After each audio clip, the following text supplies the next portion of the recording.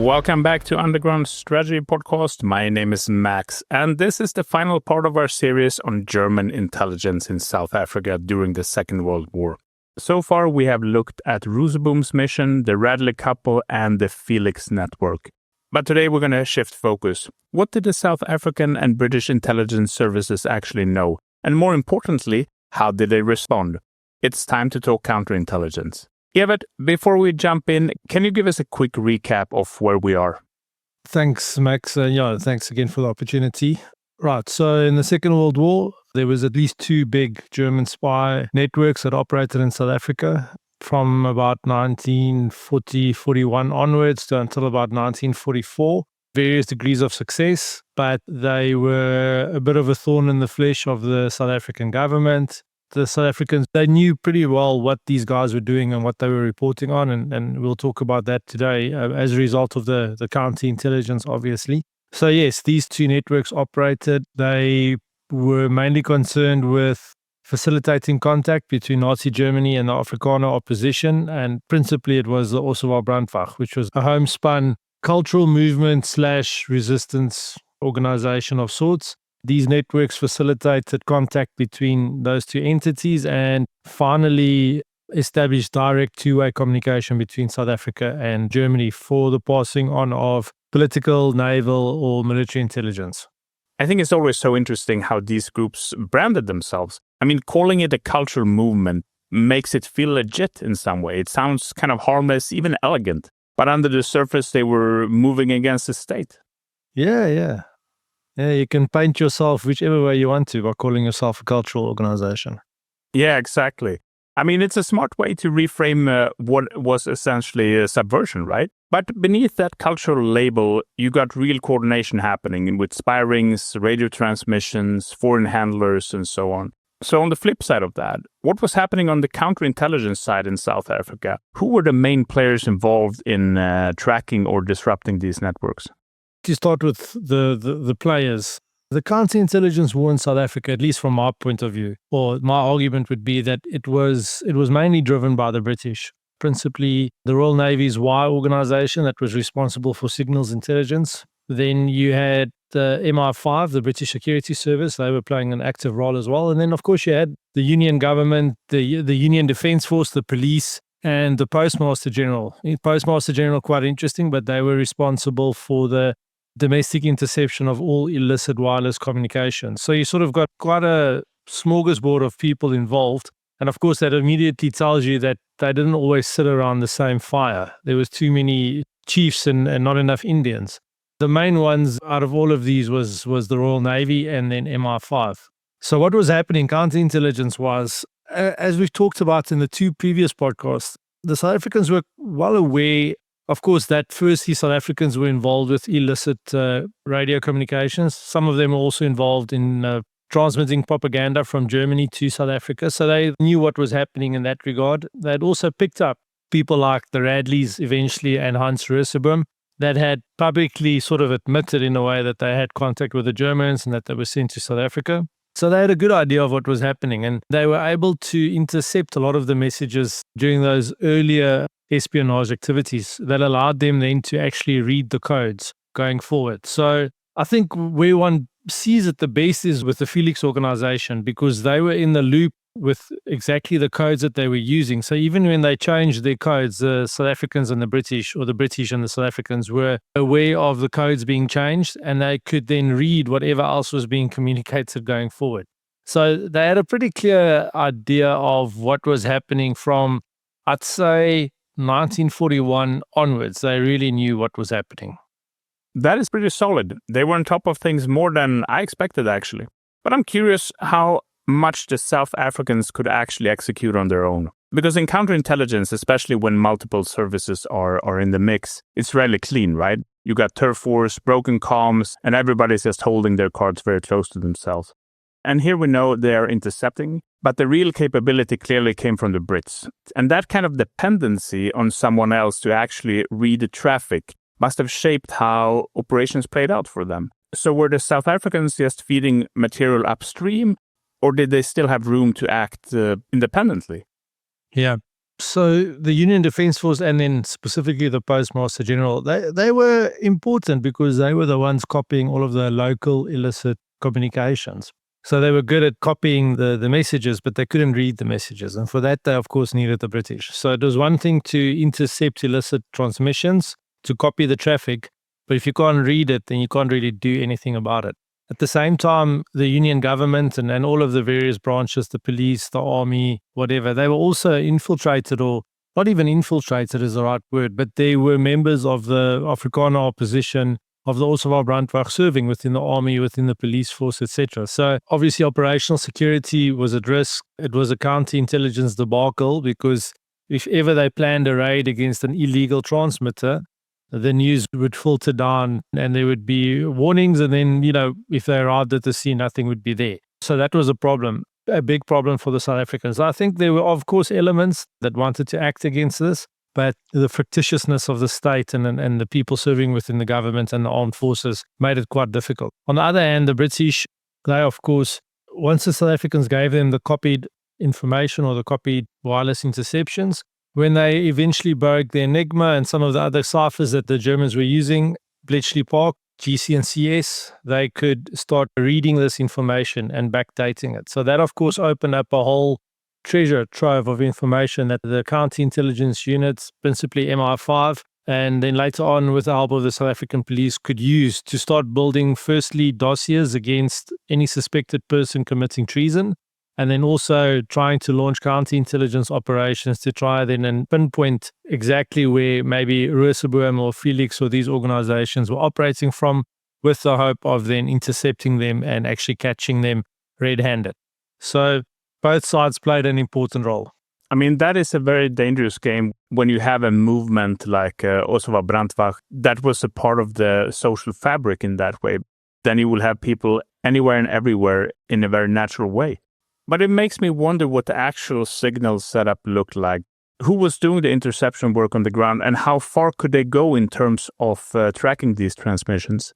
Yeah, so the principal organization and all of this, actually, that kickstarts all of this is this Royal Navy's Y organization. And from about 1942, when they actively now start playing a role in the signals intelligence and the interception, you see that they start actively collaborating with the Postmaster General, Lenton, and his crew. And like you said, they need the South Africans to collect the information, and they could actually then do something with the intelligence in the long run. So there's quite a symbiotic relationship between them. They established a number of high-frequency direction finding stations across South Africa that could then pinpoint any illicit transmissions and then probably use different sorts of vectors to try and pinpoint exactly, or, well, broadly speaking, where the transmissions were taking place. And they could also do the same with transmissions from the U-boats in cooperation with something called the Triple S organization that operated along the South African coast. So they could intercept all of these types of illicit transmissions with the hope then of pinpointing it. So that was, of course, firstly what they were doing, and they were very good at it. So much so that they were able to pinpoint the general area from where the Felix transmitter was operating in Vryburg, in the sort of northwest of South Africa. So they knew it was operating from this relative area. But when they try to launch successive follow-up operations on the ground, then you'd have to use mobile direction finding instruments to try and pick up these transmissions. As soon as the cavalry drove into town, then the news would spread throughout the district, and then they just wouldn't broadcast. So they got very close into the general vicinity of where they were operating, but they could never pinpoint exactly where this transmitter was. So I think ingenuity on the side of the German intelligence organizations and also of Brandwehr that was helping them. But the Union government knew what was happening. They just couldn't really pinpoint them. They also at one stage tried to launch a counterintelligence operation to pinpoint a possible transfer of personnel and an exchange of personnel between the Oswald Brandwehr and a German U-boat. And they had, by reading all of the intelligence and having it all deciphered, they could pinpoint exactly where this rendezvous was going to take place, to the point, to a trig beacon, and it just didn't happen in the end. But the plan had been set in motion to sort of interdict this possible exchange of personnel and equipment and whatever supplies. So they were very good. If you go look at the documents collected by the British Security Service, the MI5 files on Rooseboom, on Zittich, on the Oswald Brandwach, on a plethora of people that were involved in these intelligence-related activities, the evidence speaks for itself. There's just volumes and volumes and volumes of documents that it was gleaned from intercepted intelligence. I mean, that crew exchange, or that could have been a crew exchange between Oswald Brandwach and a German submarine, it tickles my spine nerve intensely at this point. What you're describing here is actually something that is quite difficult even today, and never mind in the 1940s. Trying to triangulate a moving transmission source across terrain like South Africa, just with its sheer size and variety, coastal zones, inland plateaus, and all of that. It's a huge ask. But just out of curiosity, do we know where these high-frequency direction-finding stations were actually located? So there was one in Milnerton and Cape Town, one in Simonstown. If I recall correctly, there was one in Johannesburg, possibly another one in Durban, and one in Bulawayo, which was then southern Rhodesia, today Zimbabwe. And they would use all of these different stations then to track the illicit communications, and if they could hone in on one and they could intersect their vectors, that would give them a relatively accurate bearing or point of interest of where this transmission would have taken place from. This content doesn't make itself, and we're fueled by cold beer and hot strategy. Buy us around at undergroundstrategy.com/support. It's how legends are made. Now back to it. It's a really smart move, and especially putting it up in what is now Zimbabwe, because it gives you the kind of range that you really need. Yeah. I always found this stuff impressive. We use it in the same way today, just with a bit more tech layered on top. So that's pretty cool. Yeah. But the big question is, with all of that capability, the intercepts, the decrypts, direction finding, how much did actually translate into action? You mentioned the attempted rendezvous with the U-boat crew, but beyond monitoring, were they ever able to actually shut something down on the ground? Yeah, how successful were they? I mean, it's a good question. So I think there's 2 points to this. So the first one would say, like, tongue-in-cheek, that they were partially successful. They knew the complete extent of what was happening. They could read all the material being sent, but they could never pinpoint and actually catch the people in the act of doing it. So partly successful. I mean, the record shows that they knew exactly what was happening. They've got copies of all of these messages going to and from Berlin and South Africa. The second point, I think, which is interesting, is one gets a real frustration from the side of the British, because their officer, the MI5 officer in South Africa, I think it was Michael Ride, he's ready to go. He just wants to launch these operations against the intelligence networks with the wireless operators, and he runs into like a brick wall. The South African government, all of the sort of the fractiousness of this government, and you know, pro-Smuts, pro-British, anti-Smuts, pro-German, whatever, and all of their efforts to actually try and do something and to be proactive and to put an end to these organizations, it's just met every time with a bit of a failure and nothing really happens.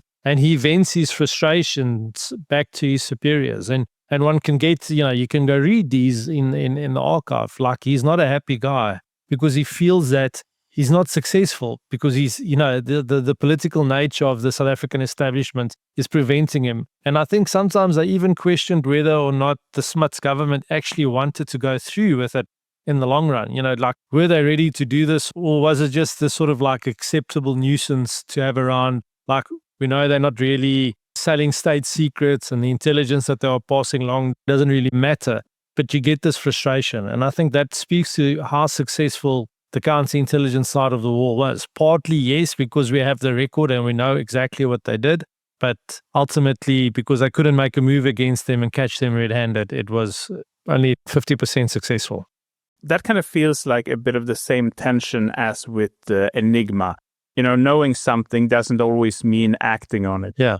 But with the South African case, it sounds like the decision not to act wasn't just about tradecraft, right? It feels political. Was this about not rocking the boat ahead of elections, or were there a deeper reluctance to pick sides inside the security services themselves?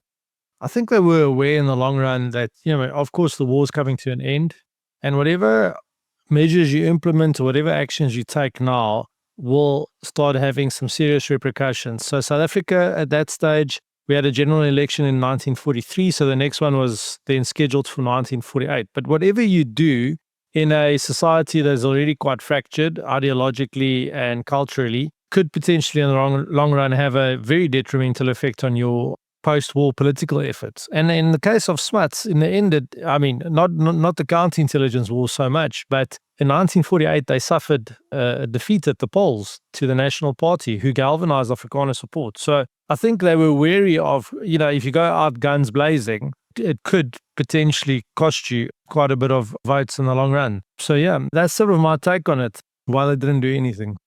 Yeah, but that kind of makes sense. And no one wants to be the last one to die in a war, not on the battlefield and not politically either.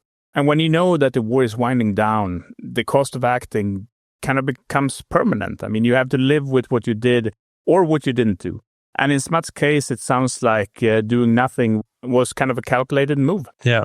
But speaking of calculated moves, this might be a curveball, but I have a question about the Smuts government in this context. A lot of people listening might not know him at all or only know him from the Boer War days or associate him with Botha and that epic picture when they always looks like cowboys.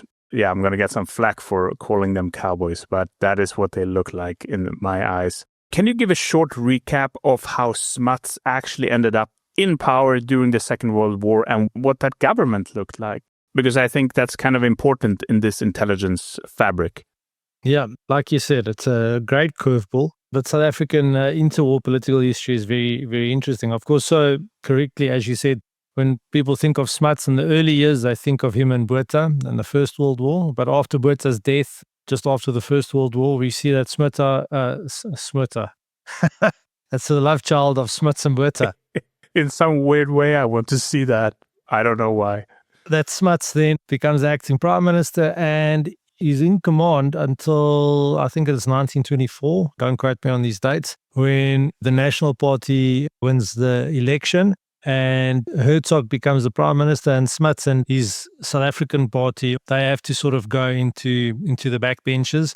He's still ultimately involved as a minister in many different formats, but for the rest of the interwar period, he is not the Minister of Defense and he doesn't assume, of course, the big positions that he had before. So on the eve of the Second World War, South Africa found itself in quite a difficult spot. So the Prime Minister of the day, Hertzog, followed a policy of neutrality. So he never wanted to get involved in a future world war, and he would do everything in his power to keep South Africa out of a future world war. So you had him on the one hand, and then on the other you had Smuts and his party members, the South African party members, that were loyal to the Crown, loyal to the British, and that wanted to support the British in a ever-deteriorating geopolitical world at that stage. And then I think there was a third grouping. It was those Afrikaner groupings who didn't necessarily care about neutrality per se, but that were still anti-British and more likely pro-German than anything else.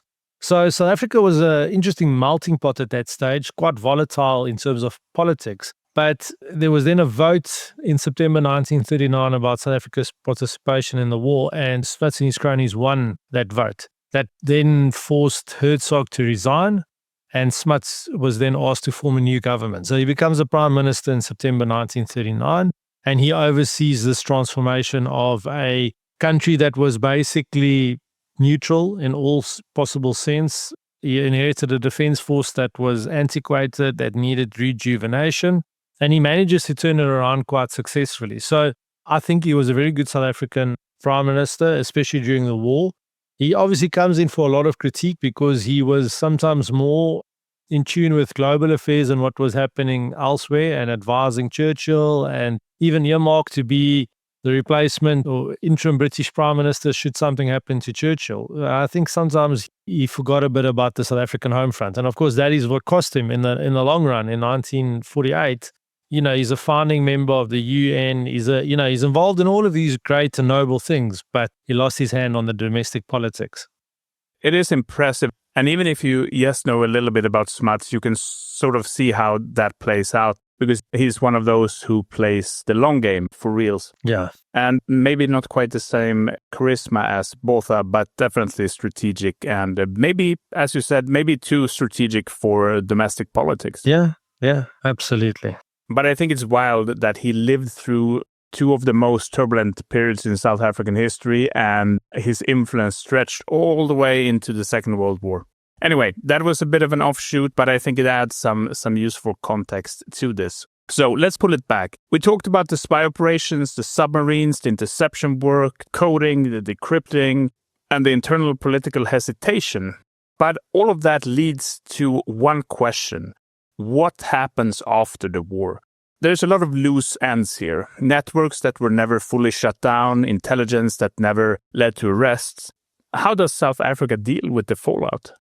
Yeah, so there was globally, principally in Europe, there was a drive after the war, to start prosecuting all elements that committed treason or war crimes during the war. All nationals that were somehow involved in aiding the German or the Axis war effort, they now had to start accounting for what they did. And we know that there were numerous courts called into being that dealt with this. So in South Africa, it was also the case. And of course, we had this unique situation where you had the Oswald Brandwag actively aiding and abetting the German intelligence networks, the Abwehr, the German Foreign Office. So Smuts then creates something called the Barrett Mission. Well, firstly, the Rhine Mission. It was Colonel Rudolf Rhine. He was dispatched to Europe to start investigating any South African prisoner of war that might have acted as a stool pigeon, or might have informed on the enemy, or might have joined the Waffen SS, the British Free Corps, which was like a volunteer unit in the Waffen SS. And there were South Africans that were a part of this as well. And then any other possible links. So many of these German agents that had been involved in running the Tromka network in Portuguese East Africa and Mozambique, they had been deported in about 1944. So they were running around Europe. So it was his job now, him and his team, to go and interview these guys with the aim of building bigger cases of treason, principally against Hans van Rensburg. I mean, in the book it details it quite well, but there are fascinating accounts of the people that they go and find and interview. They interview Leipold Wertz and, some of these principal handlers of the German intelligence networks. They manage to track them down. They scour Germany, the Netherlands, all over the show. This then leads to the creation of a second mission, the Barrett Mission, which was now legal. It was a legal mission. And their job was now to actually collate all of this information that had now been collected with the aim of starting to build a high treason case against Hans van Rensburg.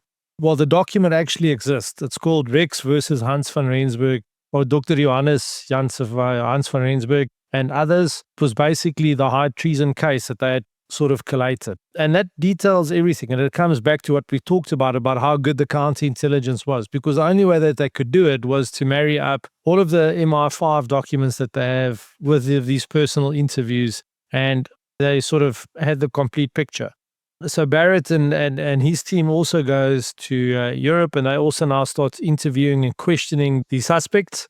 And they finally come back in 1947, I think towards the end of 1947, they actually hand over the dossier, this big document, Rex versus Hans van Rensburg, with the view of that in 1948, if Smuts and his party won the election, they would then actually do something. But of course, the 1948 election happens, the National Party wins the election, and all of the work that they had done basically just becomes null and void, because the National Party goes and they release everybody that had been charged with high treason or treason during the war. They release them. People that had been condemned to death or whatever, thank you for your service, you're free to go. And they then tried to get their hands, I think there were 7 copies of this document in circulation, and they immediately recall all of them. So the copy that I found eventually was located in the Minister of Justice's personal collection at the University of the Free State. But the interesting thing was I was able to write the entire story without having even seen this document, because, there was such a wealth of intelligence. If you can sift through all the noise, there, you can sort of get the whole story out there. So South Africa tried to do something, but ultimately it was the political will of Smuts not to do something big before the election in 1948 that would cost his party possible victory at the elections. And then, of course, they lost the election in any case, and then nothing could be done. But I think if they had gone to trial, it would have been very interesting. And they possibly might have found Hans van Rensburg as the head of the Oswald Brandwag guilty of treason, him at least and some of his other followers. That is indeed. Thank you for your service. And I mean, it's incredible just thinking about how close they were to pushing this into a full-blown treason trial. And then it's just all recalled, erased, and gone. And like you mentioned with the document that you were able to put the puzzle together without it, that means that there was such clarity. I mean, a clarity that you basically never get in intelligence or counterintelligence. Yeah. Where you know exactly what happened. You got names, transcripts, everything, and still nothing comes out of that.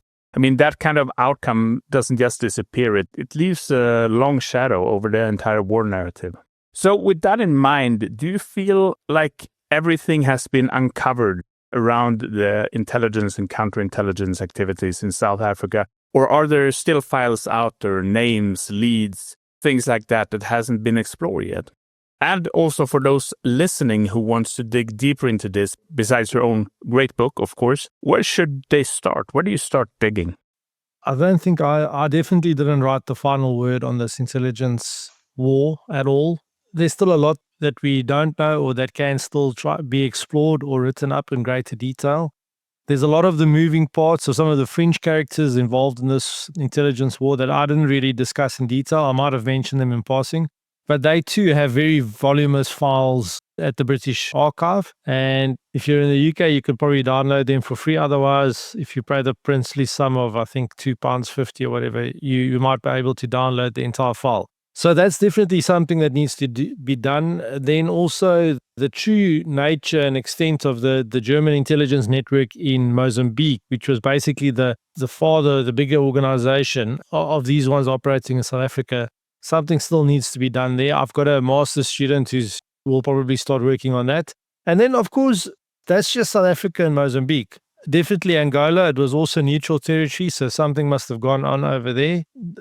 So I think there's still work to be done. There's a lot of work to still be done on the counterintelligence side as well.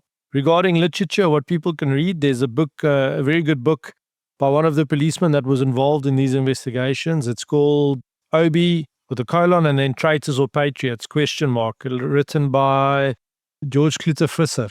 Very good book. But apart from that, there's unfortunately not too much going around. That's excellent to hear, because I think it's crucial that people are still digging. Because as you said, this isn't just about closing gaps in history, it's about understanding structures, networks, and decisions that are still echoing today. Yeah. And South Africa, Mozambique, Angola, none of these operated in any kind of isolation. So I guess this story is far from over. Yeah. And I also think throughout these 3 episodes, I have been a bit baffled about how intricate and interesting this German connection to South Africa and Southern Africa has been during the Second World War. And it's something that me personally, I think it needs to be lifted up a bit, because I mean, it holds a lot of value. Thank you again, Evert, for coming on and helping us to lay out and explore this complex, untold chapter. We will link to all the books that you have mentioned and, of course, your own works in the show notes. And we're looking forward to have you back next time. And, of course, thank you to everybody that has been listening. I hope you really enjoyed this as much as I have done. And we will be back next week with more. See you then. Bye-bye. Thanks, Max.